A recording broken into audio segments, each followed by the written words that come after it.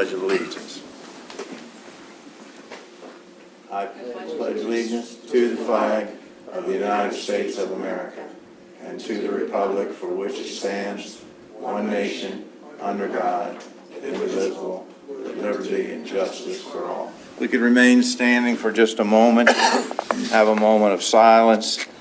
I guess we'll say we hope the unrest across the globe comes to an end, and hopefully people will quit dying pretty soon. So let's say a prayer for all those that aren't fortunate enough to live in the United States and have troubled areas that they're living in.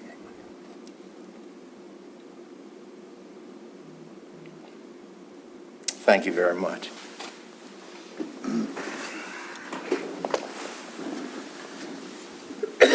First on our agenda tonight is obviously the budget hearing, and I'm going to take the liberty of reading our Kent County Public Notice for fiscal year 2025 proposed county budget.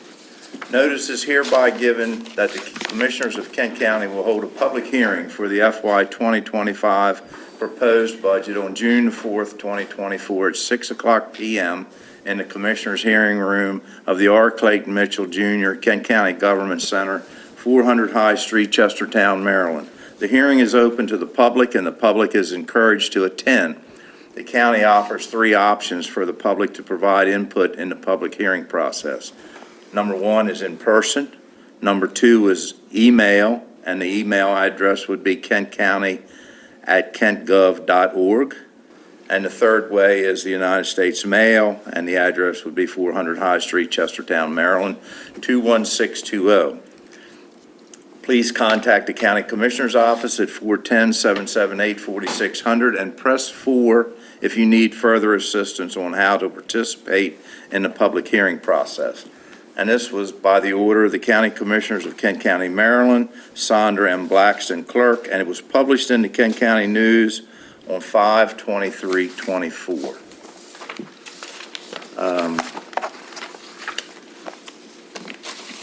As far as the procedures for testifying, I just remind everyone that if you want to testify, first of all, please sign the testimony log back there on the table if you desire to speak during the hearing.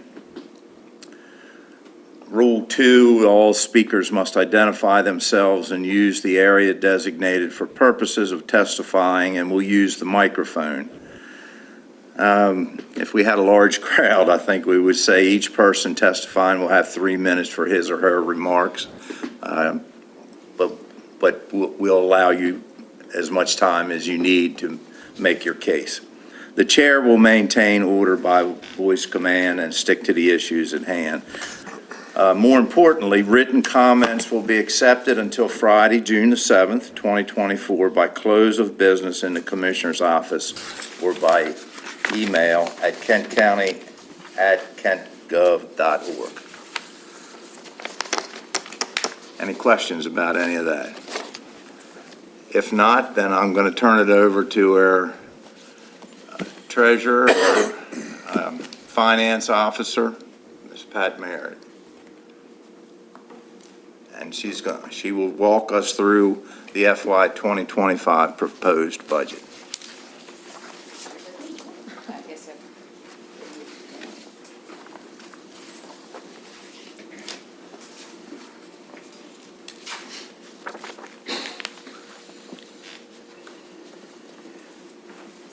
And now it's going to be me, user error, for a minute.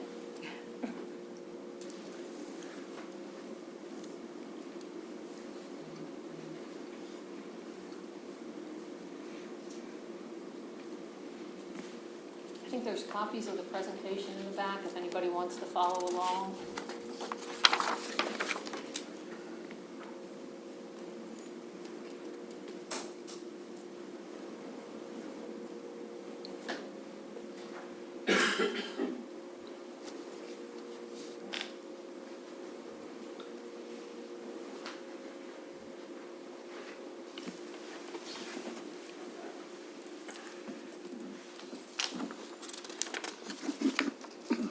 So it's just on the one.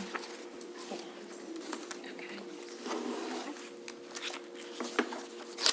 right, Pat? Just checking with Sandra. I wasn't sure if I was going to show on both screens or not. I guess we're good. Okay. Good? Okay, well, welcome, everybody. I'm going to go through a brief PowerPoint that I hope will be informative on the FY25 budget.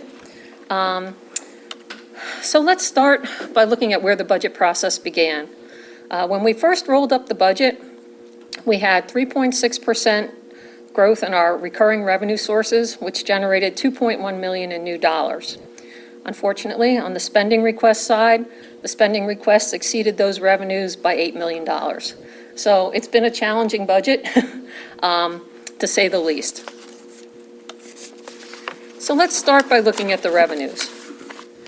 87% of the general fund revenues are made up of property and income taxes. There's another 11% from other recurring revenue sources and another 2% from non-recurring revenue sources. So that's where we get our money. So now let's take a quick look at the tax rates that generate those revenues. In the fiscal year 2025 budget, there's going to be no changes to the property tax and the income tax rates. The property tax rate is going to remain at $1.02 per $100 of assessable base, and the income tax rate is going to remain at 3.2%. We are increasing our water and sewer rates by 4%, and that's following the recommendation in our last rate study. And also this year, the counties purchased software to identify short-term rental properties, and we're anticipating that through identification and outreach that we're going to increase this revenue stream.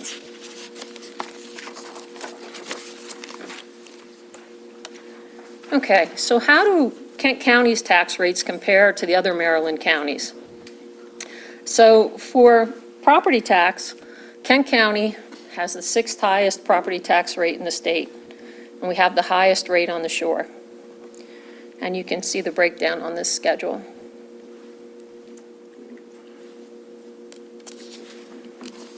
For income tax rates, Kent County is one of 11 counties that have the maximum allowable rate of 3.2%. And I think it's worth noting here that unlike the property tax rate, if the county needed... I'm sorry, we're having technical difficulties. We'll take It's it. not going to Let me get out of any your way. better unless we do something different. You just had it. Yep. Sorry about that.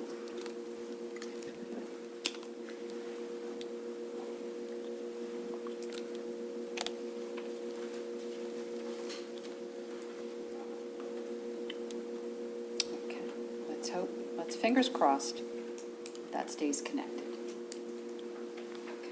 Okay.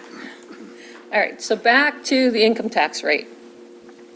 So the only thing I think I was going to say is I think it's worth noting here that unlike the property tax rate, this rate cannot be increased. We're at the maximum, so if the county needed to generate additional revenue, we couldn't do it through this rate.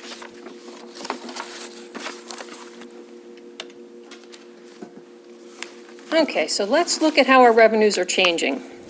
This schedule shows the budget in 2024 and the budget in 2025. You can see our property tax revenue is going up $1,839,000. We're projecting income tax to remain flat, and our other sources of revenue are increasing $402,000. So in total, we anticipate that our 2025 revenue to be $2,241,000 higher than 2024. Another way that we look at our revenues is by recurring and non-recurring sources. And this is important as we go through and balance our budget because we want to make sure that our recurring expenditures are supported by recurring revenue streams. So as you can see here by this chart, the recurring revenues are growing at about 3.6%.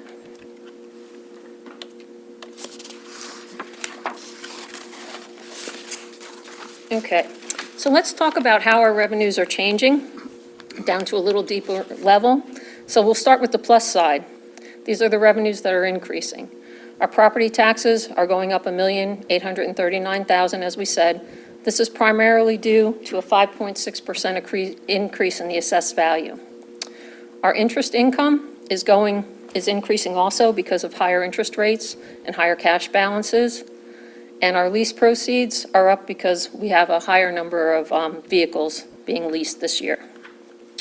So that's the plus side. On the minus side, here are the revenue sources that are going down. Intergovernmental revenue is going down $173,000. This is mostly due to the fact that we got $250,000 last year from the state to support the blueprint legislation, and we're not going to receive that in 2025.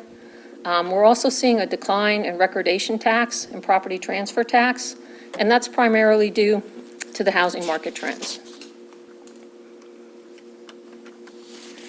Okay, so those were the revenues, and before we talk about the expenditures, let's talk a little bit about fund balance. So in 2024, we project to end with a fund balance of about 29.7%. This is 22% above our target, and this is one of the highest fund balance positions we've seen in recent years. And this is largely due to the federal and state funding that the county received in response to COVID. So the 2025 budget includes some large increases in non-recurring expenditures, which we are projecting will reduce our fund balance to about 15.5% by the end of 2025.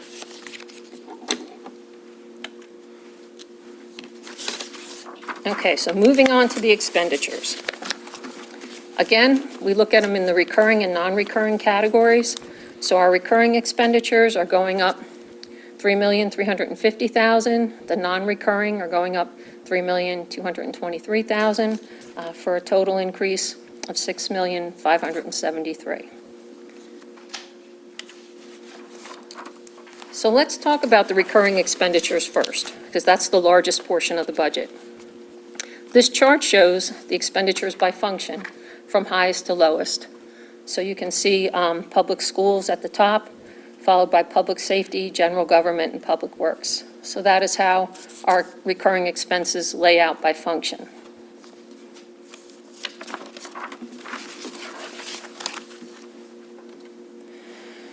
Okay, so we also look at our expenditures by category. And this schedule again shows them from highest to lowest. So you can see them, public schools, salaries, benefits. And next, we're going to take a closer look at how each category is changing. Okay. So starting with public schools. This budget includes $20,383,000 for public school funding, and it's increasing by $728,000. $173,500 of this is the minimum local effort, which is the amount that's required by the blueprint legislation. We're also funding an additional $554,500 that was requested by the Board of Education, bringing that total to $728,000. Okay, next category of salaries. Salaries make up a little more than $15 million of the 2025 budget, and they're increasing by $1,087,000. So the budget includes the addition of 5 new positions, and it also includes the reduction of 5 positions. So we have the new positions include a grant manager and 4 EMTBs.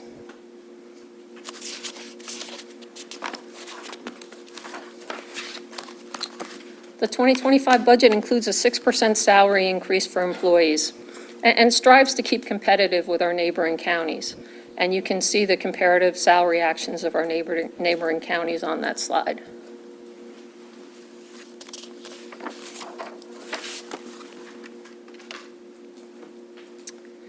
In the benefit category, the budget includes $7,853,000 for benefits, which is an increase of $726,000. Unfortunately, we've seen some of the largest increases in our pension and our health insurance costs this year. So those are included in the budget. In the operating category, it's increasing $317,000. You can see the major changes there by department. The largest increases were in highways, technology, the health department, and environmental operations. We also had a couple departments that were experiencing decreases.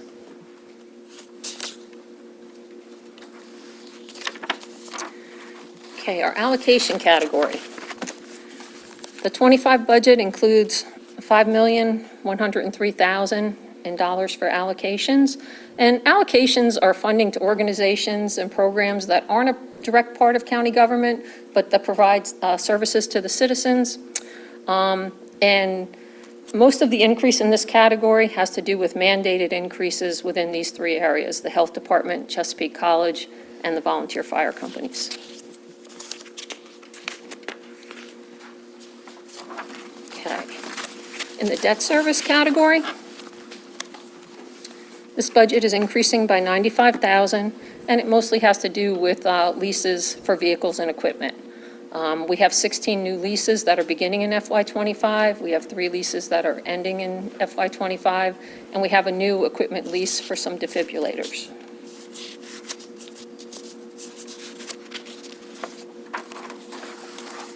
Okay, in the category of transfer to other funds,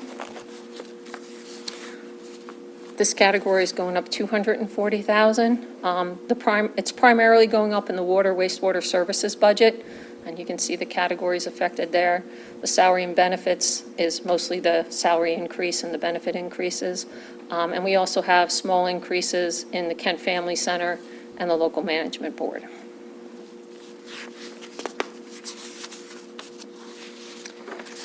Okay, so that takes care of the recurring expenditures, and so let's take a look at the non-recurring expenditures. They total just under $8 million, and they include capital projects, capital expenditures, leased capital, allocations, and other. So we'll talk a little bit about each of those. Okay, the capital projects category is the largest category of non-recurring expenditures, and it's the transfer to the capital projects. So it includes $1,749,000 for the middle school project. It includes $1,065,000 for those 3 public safety projects that you can see on your screen. It includes $852,000 in water waste services projects, the Millington Design, Wharton Solids Press, and the Kennedyville Pump Station. There's $611,000 in here for the pier and bulkhead replacement at Bayside Landing, and $235,000 for bridge repairs. We also have $70,000 for improvements out at Wharton and Toll Parks, and $30,000 for technology improvements.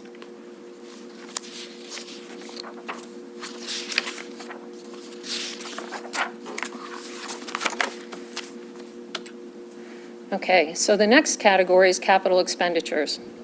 This category totals $1,860,000, and you can see the majority of it is being spent in the public works area.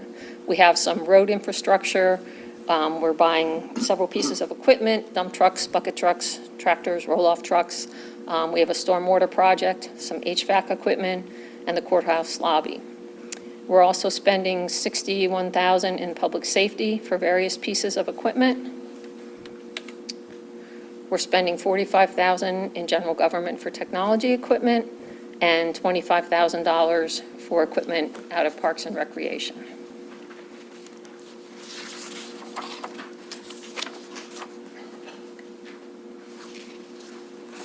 Okay, the leased capital category. This totals $1,040,000, and we have 16 new vehicles this year. 8 of them are going to Public Works, 7 of them are going to Public Safety, and we have 1 vehicle going to the Planning Department.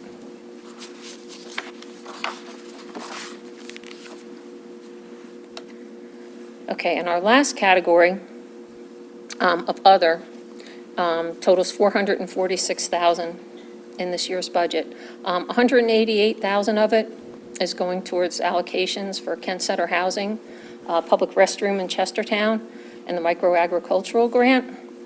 And the other 2 projects being funded through here are the pilot program for the Betterton EMS, and we have 4 environmental health specialists to assist with the health department.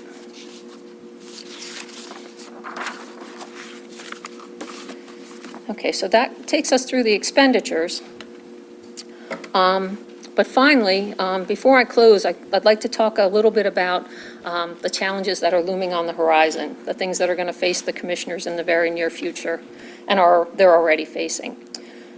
So the county's 5-year capital projects plan includes 3 projects: the middle school, public safety infrastructure, and courthouse renovations. The cost of those 3 projects, if we were to do them all, is $87 million. The county will also be dealing with, and we've already started to deal with, significant state mandates in the form of the blueprint legislation and the Time to Care Act.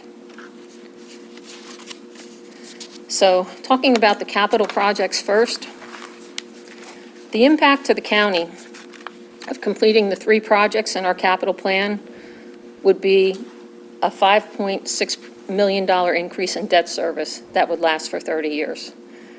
So clearly, the completion of these long-range plans, it presents a significant challenge.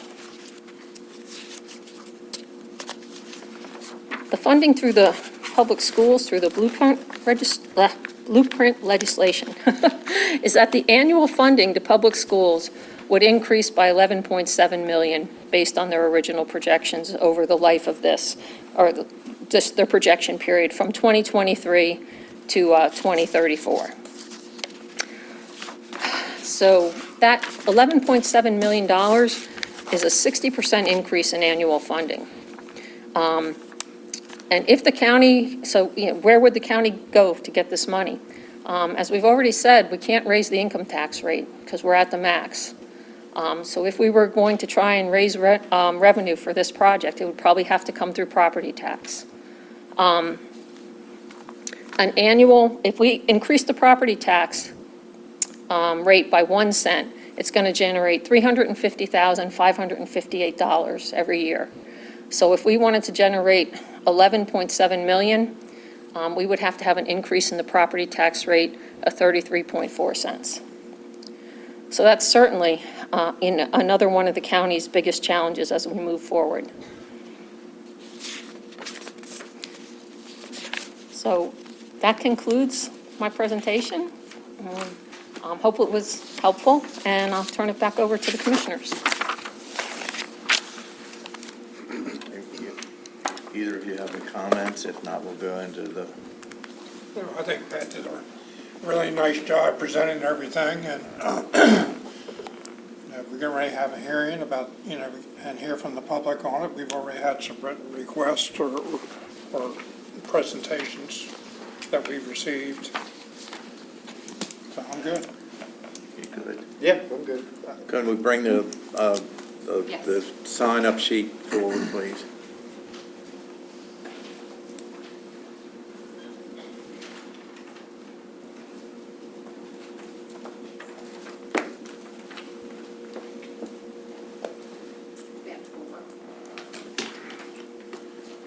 And this is the part of the public hearing where we invite the public comment for testimony. First up on the sheet is Mr. Bill Fluke.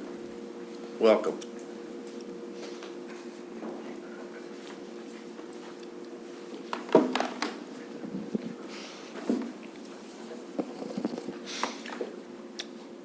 Good evening, gentlemen.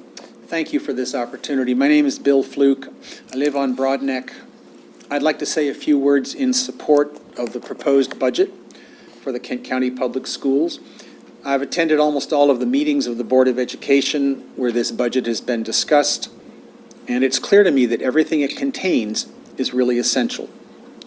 We've seen some very encouraging trends in our schools and our students in measures such as graduation rates and growth in reading and language arts skills, but also in things that are harder to measure: school climate, staff morale, reductions in behavioral challenges and bullying.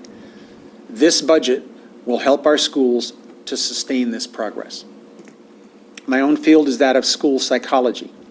I've had a long career there in Maryland and elsewhere working for student mental health. And our schools have recognized that this critically important aspect of student life has to be addressed directly in school with resources including school-employed mental health professionals, as well as partnerships with community resources and effective programs to promote social emotional learning. So I'm glad to be able to report that this budget provides a good level of school counselors and school social workers at every school, and I urge your support. Thank you for supporting this budget. Thank you, sir. Thank you. Mr. Mike Wall.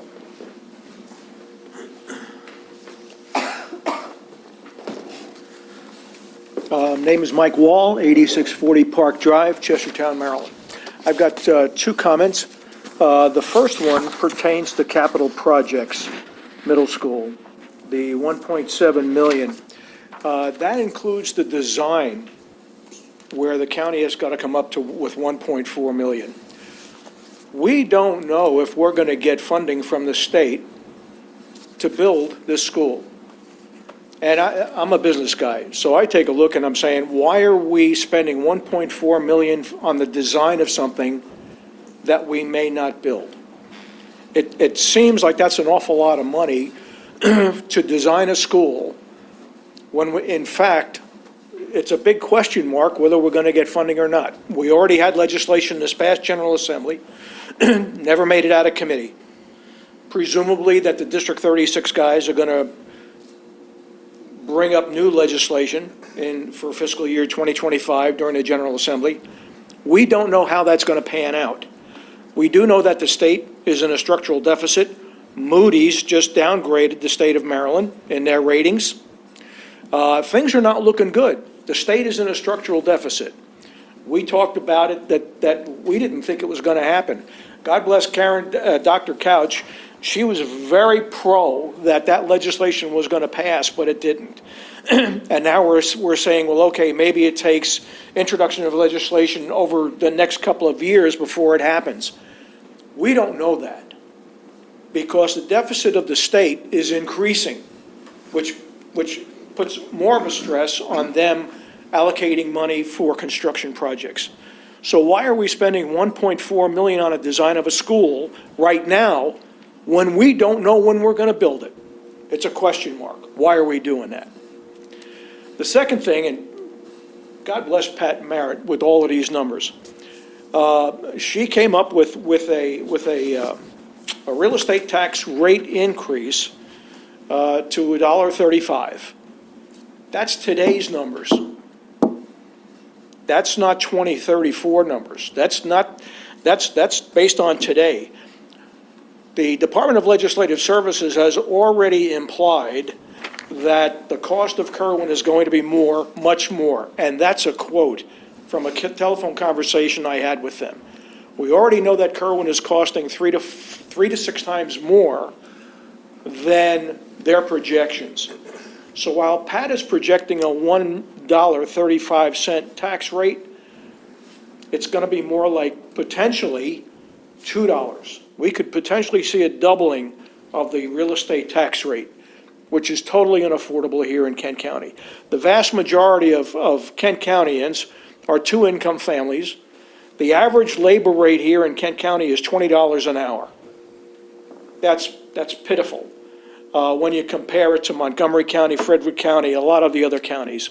We are a poor county, and I just don't see how we're going to be able to afford, Bill, and I apologize, but I don't see how we're going to be able to afford Kerwin moving forward, especially if the Department of Legislative Services correct in their presumption now that Kerwin is going to cost 3 to 6 times more than what they originally projected. So those are my two concerns. One, why are we spending 1.4 million on the design of a school when we don't know when it's going to be built? And how are we going to truly afford Kerwin in the out years between now and 2034? And that becomes the new normal. That 31.2 million or 32.5 million in 2034, that's the new budget. That's the starting point moving forward. And it's supposed to increase, according to Department of Legislative Services, it's supposed to increase by $3 to $4 billion a year for the whole state. I don't see how it's feasible, how it's sustainable, how it's affordable for this county. Thank you. I'd like to answer your first question just briefly. The state of Maryland is also partnering up with us on Right. that design. So in order for us to get that piece of the pie, we have to come up with the other. So it has to be done now? Well, it doesn't have to be spent now, but I think it would be foolish for us not to at least budget for it to show good faith, number one, that Kent County is going to do their part, and in hopes that the state will put their money up as well. And that's the reason why it's in the budget. And if I'm wrong about this, somebody. I asked that. But we don't have We to spend haven't- it Please now. correct. We haven't decided to spend it yet. Yeah. It's just, I asked that it's there. exact question, Yeah. Mike, and that's exactly the answer that We're we just got. prepared to do it if the state comes up And this also shows, with their money. once we go to Annapolis again this year, this shows them that we are all in on board. I mean, they're going to want us to have, show that we want this building, this new school, which obviously we all do. So this is all a good faith opportunity for the county. So we know that the state's going to come up with their share? Correct. Yes. Yes, Yes. that's design. cast in concrete? For the design, yes, sir. For the design? Yes. Okay. But, All right. but there's still this legislation that has to take place of some form. Right. And, you know, I don't know whether some of our listeners are aware of this, or even some of the audience, that there are, if we were to build an $80 million school, there are counties in this state that it wouldn't cost them a dime. Right. We, because we're considered a wealthy county, which we would argue just the opposite, especially when 87% of our land is in agriculture, and we don't even control the tax rate on that land. But if we were to go to build an $80 million school, 20,000 people, we got to come up with $40 million. Half of it. There are some counties don't have to come up with a dime. It can't be, that formula, in my opinion, cannot be, that's why they won't talk to us about it, in my opinion, because I don't think they can justify it. I think it's way off base, and we have been everywheres in the world. In my time, I've been to the State Board of Education in Baltimore, to a meeting. We've talked to all the powers to be in the legislature, and they'll all tell us the same thing. We will talk to you about anything you want, except that wealth formula. Except the wealth formula. And my opinion is it's because they can't justify it or verify it. But nevertheless, something's going to have to change there, because 20,000 people can't pay $40 million for a new school. As much as we may need it or desire it, it's just that you're exactly right about that fact. So something has to change in that piece of the pie before we move forward with it. So we're waiting, we're looking, but we've got this money for the design sitting over here to be used if we come to some type of an agreement. When it comes, okay. Okay? I thought it was like, it's gonna be We have spent not now, moved over forward. the Check next- hasn't been written. okay, all right. That's But- good. Okay, thank you. Appreciate that explanation. You're welcome. Thank you. Mr. Cliff Coppersmith from Chesapeake College, welcome, sir. Mr. President.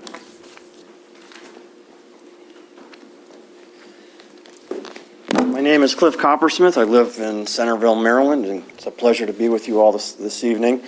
Just going to wax a little personal for a moment. It's always a happy drive up here. 40 years ago, in about a month, my wife and I got married, and we spent our second night in that state, in Chestertown, and so it's always a great thing to be up here. It's also my last budget hearing of the year in terms of the 5 counties that I work for, and I just appreciate the opportunity to thank you all for your support of our budget this year. As you know, we got a proposed cut in our budget from the state level, and we got at least half of that back. We still had to cut about $730,000 out of our budget this year for the next fiscal, and we did that by not filling vacant positions and not filling new positions we were hoping to add in the next budget year. I want to thank you for your support. It was our counties that really rallied across the state that really advocated for their community colleges, and it made a huge difference. I think this is a a really pronounced difference from the past, where the state has looked at the community colleges as a source for funding for other initiatives, and we think that together our counties really did a great job advocating for us as a college, but also for our peers across the state. I also want to give you just a snapshot of things are going very well at the college this year. For Kent County, we have enrollment is up 7% this year. 14% of that is dual enrolled students. 56% of that is new transfer students. And then the balances are continuing students that have been coming to us typically from their high school graduation. And that really is a very solid level of progress for Kent. I think Kent had the biggest growth this year across our 5 counties, and we're really happy to see that. Upward Bound, we have an Upward Bound grant that is combined with Colonel Richardson in Kent County. We have over 59 high school students enrolled in Upward Bound, and 12 of those are at Kent High School. And really happy to see that program doing very well. The grant is fully meeting its compliance requirements, so we got all the money coming for those grants. And we have, I think, of the graduating class this year, about half of the students, about 15 students, are coming to Chesapeake as their first choice of their higher education experience. 28% of our students from Kent are minority students, students of color. That's African American and Hispanic, and that's also a very positive number. So that's the update, and my thanks to you all. A really brief update on the tech building project. Of course, we did not get funded this year, and we've been working with state agencies to recalibrate the budget for that project and its square footage. In particular, the Marine Trades Program, even though it's growing, isn't growing fast enough to justify the amount of space that was in the original design concept. And so we're working with MHEC and with the state agencies to kind of redesign the concept for the project, and I think at the end of the fall, we'll be coming back probably with a facility that's going to be about a third smaller than the original proposed concept last year, which obviously is going to mean less cost. I don't know what that exactly is right now, but it will be a significant change from the proposal that we presented to the counties last year. So we're hoping with that, we have a lot of support from MHEC and with our continuing support of our delegation to build the project, and we're reasonably optimistic that with this new redesign of the general concept that it will get on the capital list next year. Very good. I'm willing to take any questions that you might have of the college or work with your students. I don't think we have any. I'm good. Thank you. But we're proud of Chesapeake College, the trade part of your school. It certainly fits in on the Eastern Shore, and I think it's very, very much supported by all 5 of your counties. We're also working to add marine trades to the dual enrollment piece this year at Rock Hall, and we're also working with that project that is looking at bringing vocational education and training to Rock Hall. We certainly want to be a part of that, whatever that study produces at the end of its project. Very good. Thank you so much. Thank you for coming up. Ms. Karen, Dr. Karen Couch, still call you Dr. Couch. It's okay. That's all It's right. fine.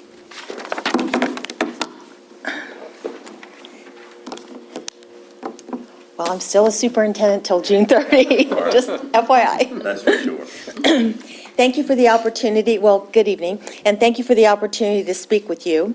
On behalf of the Kent County Public Schools, I want to extend my and their heartfelt gratitude for your continued support and investment in the future of our children.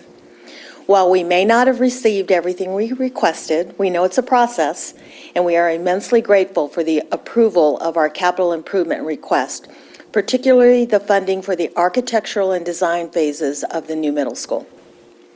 This is a crucial step in ensuring that we provide our students with modern, safe, and inspiring learning environments. Your decision to support this aspect of the project will enable us to stay on track and meet the growing needs of our community. And I would just add that in speaking with District 36, they will reintroduce the legislation for changing the funding formula for construction as we move forward. But I know that Delegate Grice and I have spoken about he is also going to be requesting additional funding through a capital grant to help the county in your share in terms of we get the legislation through. Additionally, the proposed funding for FY25 above the required local education effort is a significant boost that will have a direct impact on the quality of education we can provide in Kent County. With these additional funds, we will now be able to reward our dedicated staff with competitive salary increases, which was really a primary focus of mine. Our teachers and support staff are the backbone of our educational system, and investing in their well-being and professional growth is essential for maintaining a high standard of education in Kent County. Moreover, this increase will help us address other critical needs within our schools, ensuring that we have the resources necessary to support our students' diverse learning experiences and to continue fostering an environment where every child can thrive. Your commitment to our schools demonstrates a shared vision of excellence and a deep understanding of the importance of education in building a stronger, viable community. We are proud to work alongside you in this mission, and we are confident that together we can achieve great things for our students and our families. Once again, I thank you for your unwavering support and for making education a priority in this budget. We look forward to continuing our partnership and making our vision for the future of our students and our families a reality. Thank you. Thank you. Thank you very much. And I'd like to thank you for your leadership, and I wish you the very best with your return. Thank you. And Thank if you would, if you could take a message back to your staff and teachers, please let them know how much we admire what they do. I have a daughter who's a teacher. Yes. Here in this county. I see what they do. They're extraordinary people. And, we do the best we can with the money that we have available to us. But we really do appreciate what they do and have a lot of respect for them. Well, this budget, in my view, this budget helps us to ensure that we're competitive and we can remain competitive. We are actually closer to meeting the starting salary of $60,000. We have one lane that we have to work on, and we feel confident that we'll be able to get there in the FY20, when it's required in the FY27 budget. So we'll get there. And with your help and your support, we feel confident we can get there. So thank you. Thank you. Very good, thank you.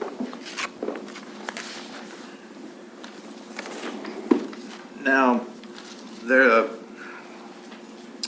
remains open for comment and a written comment until Friday. Close of business on Friday.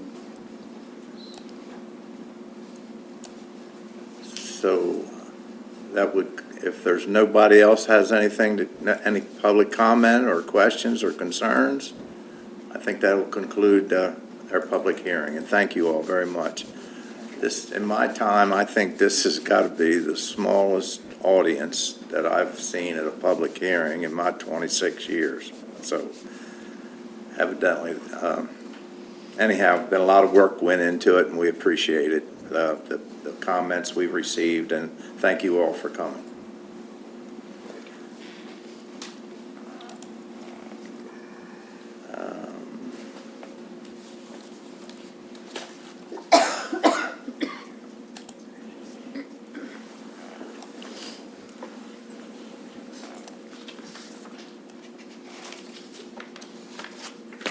Now we've got some public notices. We're going to finish up our meeting, obviously. We have some of this technical stuff's a little crazy here tonight, so bear with me, but It's affected your computer. I can read that public notice into record if you like.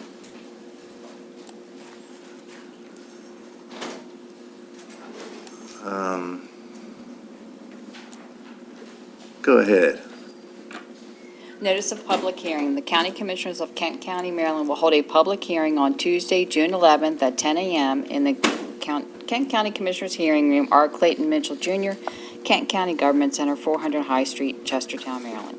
The agenda for the meeting will be published online on the county's website 24 hours in advance of the meeting. Citizens are encouraged to participate in the public hearing and may offer comments either by attending in person or submitting written comments. If you require communication assistance, please contact the County Commissioner's Office at 410-778-4600, press 4, or visit Maryland Relay no later than June 7th, 2024. The public hearing is scheduled for the purpose of discussing the voluntary creation of the agricultural land preservation districts for the following: BGM Farms LLC, 33824 Bradford Johnson Road, map 9, parcel 28.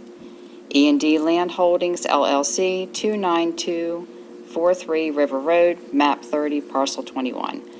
Bloomingfield Ventures LLC, and it's number 23-03A and 23-03B, located at 11791 Black Station Road, map 22, parcel 40, and Locust Grove Road, map 22, parcel 54. And lastly, Harmony Wood Farm LLC, 12655 Augustine Herman Highway, map 14, parcel 35. The hearing is pursuant to the Code of Public Laws of Kent County, Chapter 171-5, Agricultural Preservation Districts, and this was published in the Kent County News on May 30th, 2024. Thank you.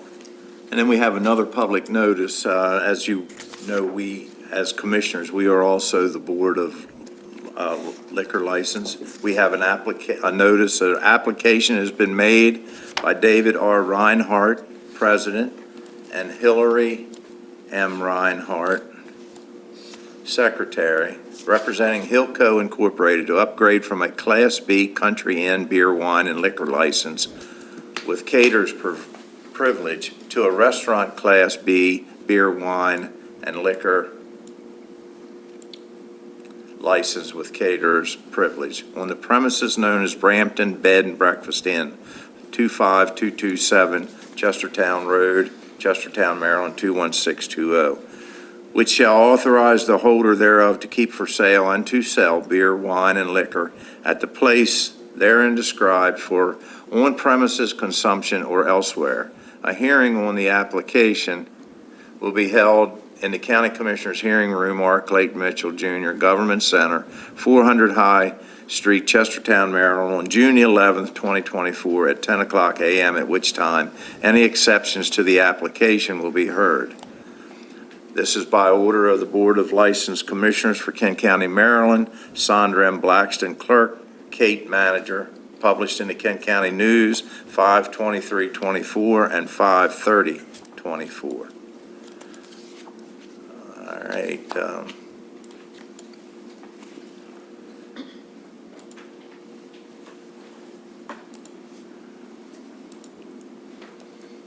We have two consent items. We have our regular session minutes dated May the 21st, 2024, and we have our liquor minutes dated May 21st, 2024. And I'll entertain a motion. So moved. Second. Got a motion and a second. All in favor, say aye. Aye. All opposed? The ayes have it. And we have special Class C licenses. We have one from the Bayside Hoyas, beer only, dated June the 14th and 15th, 2024. We'll take these separately. So in order to have these authorize these Class C licenses, it's in need of because it's alcohol, it's in need of a public hearing, and we will make tonight our public hearing. Anyone in the audience that would like to speak for or against the Bayside Hoyas application, please feel free to do so at this time. I see none. I'll entertain a motion. I'll make a motion to approve the special Class C per diem liquor license application for the Bayside Hoyas. Second. Got a motion and a second. All in favor, say aye. Aye. All opposed? The ayes have it. Then we have an application's been made by Sergeant Preston Ashley, American Legion Auxiliary Unit 228, beer only, for July the 4th, 2024, and Sergeant Preston Ashley, American Legion Auxiliary Unit 228, beer only, for July the 7th, 2024.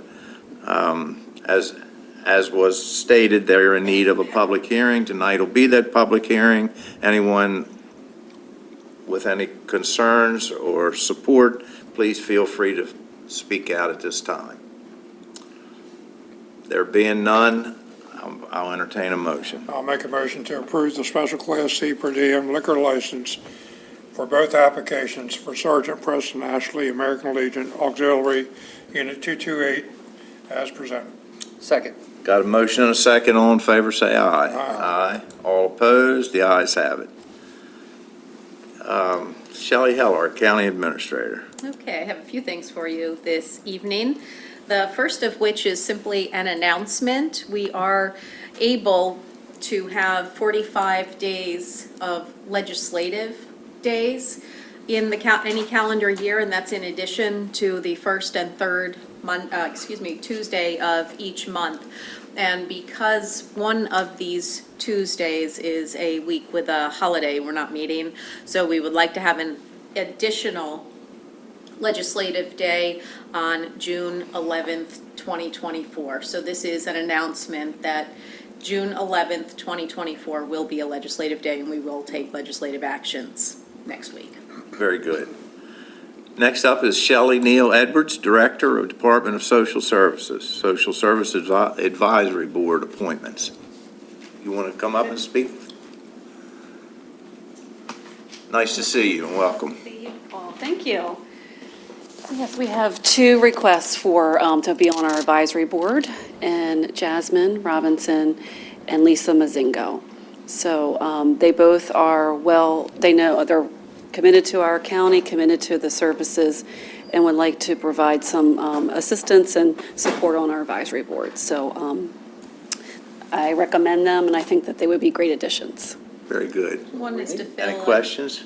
One's to fill an expired term, and one's to fill an unexpired term, and the other is a full term. If all you I have any need to know. questions? No questions, then I'll entertain a motion. I'd like to make a motion to appoint the recommended candidates to fill the two vacancies as presented. Second. Have a motion and a second. All in favor, say aye. Aye. Aye. All opposed? The ayes have it. Thank you. Thank you. Thank you so much. Bye-bye. Thank you for joining us, Other Shelley. Then I Okay. have two report out items. One is a letter has been sent to KRM in response to a letter that was sent to us regarding the Chestertown Business Campus driveway entrance. And finally, a letter has been sent to Ms. Niemand regarding the potential homeless shelter that she is exploring. She had sent a letter and you had asked for a response, so the response is included in the packet, and that's all I have for you.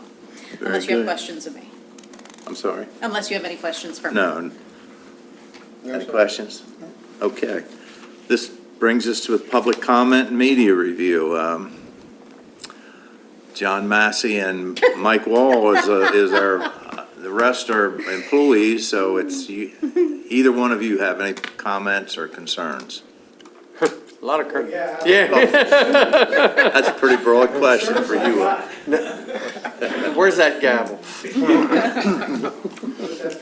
I got you. All right, well, if nobody else, then I will entertain a motion Motion to to adjourn. adjourn. I'll second it. I got a motion and a second, all in favor, all in favor. Got a motion and a second, all in favor, say aye. Aye. All opposed, the ayes have it. We are now adjourned.